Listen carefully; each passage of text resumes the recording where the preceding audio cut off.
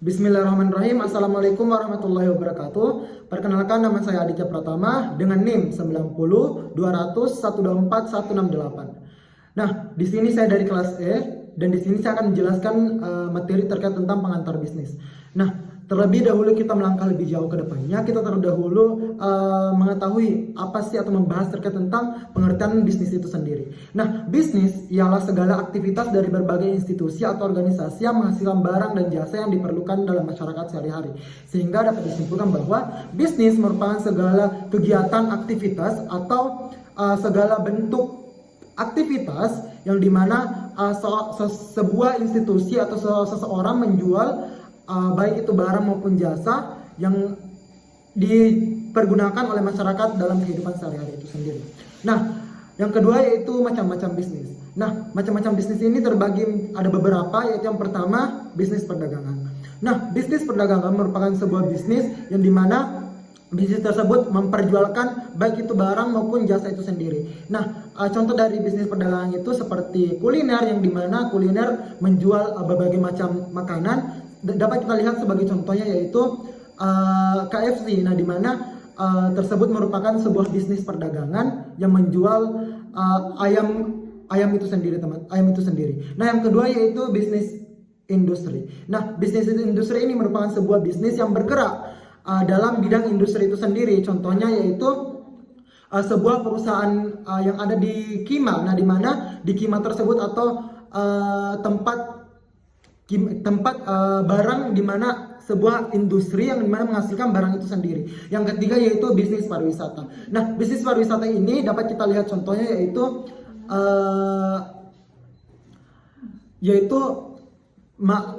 Masjid 99 Kuba, di mana di situ ada pengelola yang dimana pengelola tersebut memang bisnis tersebut kita dapat ke sana dengan gratis, tetapi adanya pengelolaan oleh pemerintah yang dimana hal tersebut juga merupakan sebuah bisnis pariwisata itu sendiri. Yang kedua yaitu Goa Leang-Leang, di mana Goa Leang-Leang tersebut merupakan sebuah bisnis pariwisata di mana kita dapat berkunjung ke sana dan dapat menikmati suasana di Leang-Leang itu sendiri dan melihat bagaimana prasejarah tersebut, sehingga hal tersebut dikelola dan kita diwajibkan untuk membayar. Nah, itulah salah satu contoh di mana bisnis pariwisata itu sendiri. Nah, yang keempat yaitu bisnis transportasi, di mana bisnis transportasi ini dapat kita lihat pada maskapainya dengan contoh AirAsia, di mana dia menawarkan kepada seluruh masyarakat baik itu di Indonesia maupun di luar negeri untuk dapat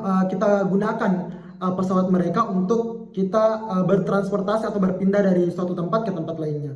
Nah, yang ketiga, yang terakhir yaitu bisnis barang dan jasa.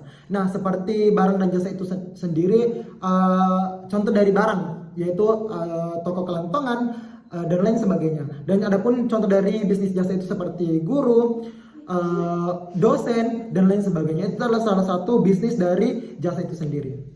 Nah, adapun tantangan dalam bisnis yaitu yang pertama faktor ekonomi, faktor lingkungan, faktor sosial, faktor budaya, faktor politik, faktor hukum, dan faktor alam. Nah, faktor ekonomi sendiri sangat berpengaruh atau berperan penting yang namanya inflasi, di mana inflasi tersebut sangat berpengaruh dalam dunia bisnis itu sendiri. Bagaimana suatu barang itu tersebut mendapatkan atau mengalami kenaikan harga. Nah, itu adalah satu bentuk atau tantangan dalam bisnis itu sendiri. Nah, yang kedua yaitu faktor lingkungan. Lingkungan seperti seseorang yang memiliki bisnis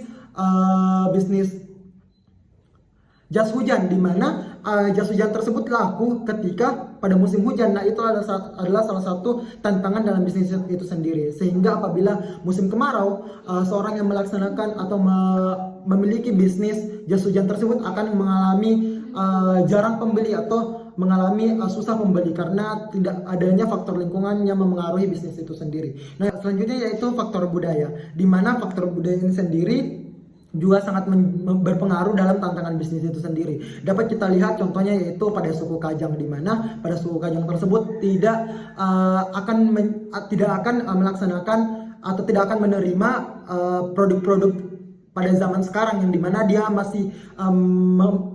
masih mempertahankan budaya mereka yang dimana budaya tradisional itu sendiri. Nah, yang selanjutnya yaitu faktor politik, dimana faktor politik ini sangat berpengaruh bagaimana sebuah pemerintah menawarkan harga barang dan jasa untuk masyarakat itu sendiri. Yang selanjutnya yaitu faktor alam, di mana faktor alam tersebut sangat berpengaruhi bagaimana seseorang dalam berbisnis. Contohnya yaitu seseorang yang berbisnis di bagian pesisir, di mana bagian pesisir tersebut mengalami tsunami atau bencana alam tsunami. Nah, yang ada pedagang tersebut di pesisir tersebut akan mengalami kerugian besar. Nah, itulah salah satu tantangan dari bisnis itu sendiri. Nah, selanjutnya yaitu lingkungan bisnis. Nah, lingkungan bisnis ini ada berbagai macam periode yang dimana sampai pada dari zaman dahulu sampai pada saat sekarang ada mengalami periode-periode itu sendiri. Nah, adapun yang pertama yaitu khalifah, di mana pada zaman khalifah tersebut bisnis bersandingkan Islam dengan model-model Nabi Muhammad SAW. Nah, di mana pada periode ini bisnis tersebut dilakukan oleh para nabi, khususnya yaitu Nabi Muhammad SAW, yang dimana kita ketahui bersama bahwa Nabi Muhammad SAW terdahulu juga melakukan bisnis itu sendiri dengan berdagang. Nah, yang kedua yaitu kolonial, di mana bisnis bercirikan koloni dengan mengaruk sumber daya alam dan digunakan dengan kemakmuran negara yang menjajah. Seperti Belanda yang menjajah Indonesia. Nah, itu adalah salah satu contoh pada zaman koloni itu sendiri. Nah, selanjutnya yaitu zaman sistem ekonomi tradisional, di mana sistem ini mengatur sistem ekonomi tradisional seperti teknik produksi turun-temurun, modal sedikit tapi produksi sedikit cukup, pertukaran yang dilakukan dengan sistem barter dan lain sebagainya. Nah, selanjutnya yaitu sistem ekonomi pasar kapitalitas, di mana barang dan modal bebas dimiliki oleh setiap orang, setiap individu bebas menggunakan barang dan jasa yang dimiliki, memaksimalkan laba. Peran modal sangat penting. Pemerintah tidak secara langsung ikut campur dalam kegiatan ekonomi, persaingan bebas dan ketat. Nah, adapun selanjutnya yaitu ekonomi campuran, di mana ekonomi campuran ini merupakan gabungan sistem ekonomi pasar dan terpimpin, di mana pemerintah melakukan intervensi dengan membuat peraturan menetap, kebijakan fiskal moneter, membantu menguasai swasta, barang modal yang diminati dikuasai oleh negara, dan peran pemerintah dengan swasta yang berimbang. Nah, adapun materi selanjutnya yaitu bentuk-bentuk usaha di Indonesia. Nah, teman-temanku sekalian, harus kita ketahui bagaimana bentuk-bentuk usaha yang ada di Indonesia itu sendiri. Nah, ada beberapa faktor yang menjadikan adanya bentuk-bentuk usaha di Indonesia tersebut. Yang pertama yaitu faktor internal dan faktor eksternal. Nah, adapun kedua faktor tersebut sangat berpengaruhi bagaimana bentuk-bentuk usaha yang ada di Indonesia itu sendiri. Nah, adapun bentuk-bentuk usaha yang ada di Indonesia itu sendiri, yang pertama yaitu perusahaan perseorangan, merupakan perusahaan yang dimiliki oleh perseorangan saja atau hanya satu orang saja. Nah, ciri-cirinya yaitu mudah dan sederhana untuk mencari modal, dari luar relatif lebih sulit. Nah, contohnya yaitu kantin dan seseorang yang melakukan bisnis penjual kelantongan.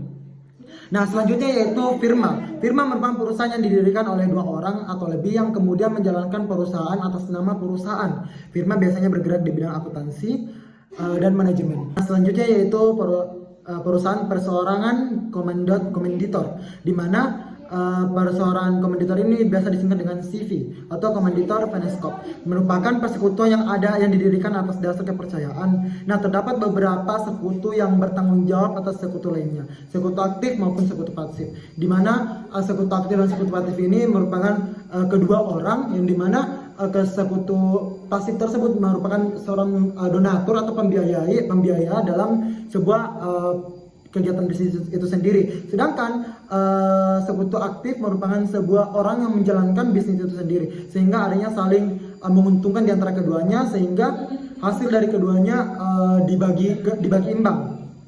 Nah, selanjutnya itu perseroan terbatas atau PT. Nah, badan hukum yang didirikan berdasarkan perjanjian yang melakukan kegiatan usaha dengan modal tertentu yang seluruhnya terbagi atas saham dan memenuhi persyaratan sesuai undang-undang. Nah, selanjutnya yaitu perusahaan negara, di mana perusahaan negara ini atau PN, perusahaan didirikan berdasarkan undang-undang. Nah, ini perusahaan tersebut terbagi menjadi beberapa, yaitu perusahaan jawatan, perusahaan umum, perseorangan terbatas, perusahaan daerah, yayasan, dan koperasi. Nah, adapun materi selanjutnya yaitu bagaimana kita mengelola perusahaan bisnis. Nah, adapun beberapa cara mengelola perusahaan bisnis itu sendiri. Yang pertama yaitu usaha bisnis membutuhkan organisasi bisnis membutuhkan manajemen untuk mencapai sasaran dan tujuan yang ditetapkan sebelumnya. Nah, manajemen yang dimaksud yaitu bagaimana seseorang tersebut melakukan manajemen bisnis dengan baik, bagaimana dia manajemen keuangan bisnis tersebut, bagaimana dia manajemen sumber daya manusia tersebut, dan lain sebagainya.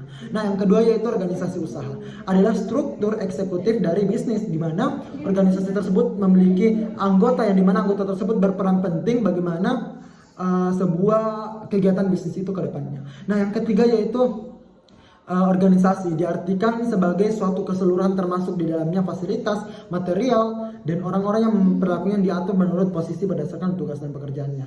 Nah, selanjutnya itu macam-macam tujuan.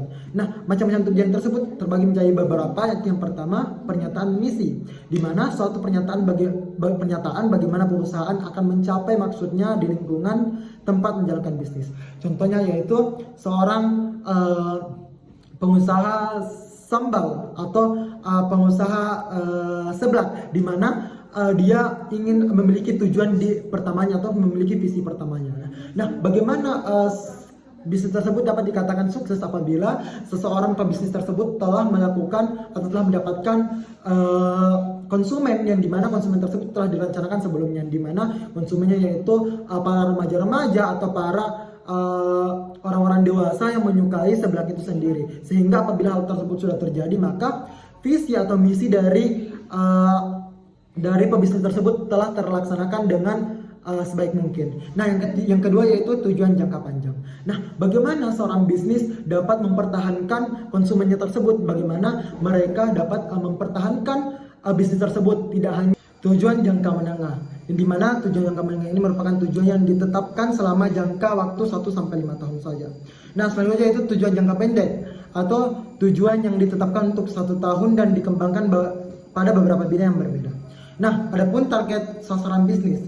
Nah, target sasaran bisnis tersebut meliputi yang pertama yaitu tujuan jangka pendek atau 3-12 bulan saja atau dalam kurun suatu waktu saja. Nah, yang kedua yaitu jangka menengah, di mana 1-5 tahun. Dan yang ketiga yaitu jangka panjang 7 sampai kapanpun. Nah, adapun merumuskan strategi bisnis. Nah, dalam menetapkan sasaran strategi, kita membutuhkan sasaran jangka panjang sesuai misi perusahaan. Contohnya ASER komputer. Yang ketiga yaitu menganalisis organisasi dan lingkungan. Nah, yang terakhir yaitu menyesuaikan organisasi dan lingkungan itu sendiri.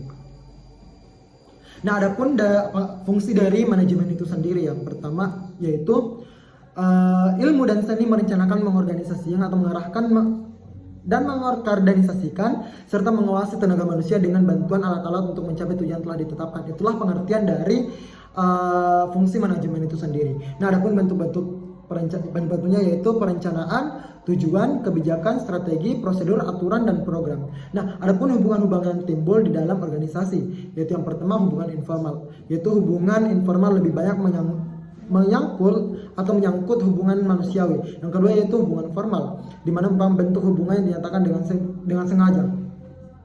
Nah, hubungan formal terdapat tiga hubungan dasar, yaitu tanggung jawab, wewenang, dan pertanggungjawaban. Nah, yang selanjutnya yaitu pengarahan atau directing, merupakan aspek hubungan manusiawi dan kepemimpinan yang mengikat para bawahan untuk bersedia mengerti dan menyumbangkan tenaganya secara efektif serta efisien. Nah, adapun bidang-bidang manajemen, yang pertama yaitu manajer informasi, manajer keuangan, dan manajer lainnya. Nah, itulah beberapa materi terkait tentang mengantar bisnis itu sendiri yang dapat saya sampaikan pada video kali ini. Mungkin pengertiannya hanya separuh dan hanya pengantar, dan juga itulah beberapa materi terkait tentang mengantar bisnis itu sendiri. Nah, saya Aditya Pratama pamit undur diri. Sekian, wassalamualaikum warahmatullahi wabarakatuh.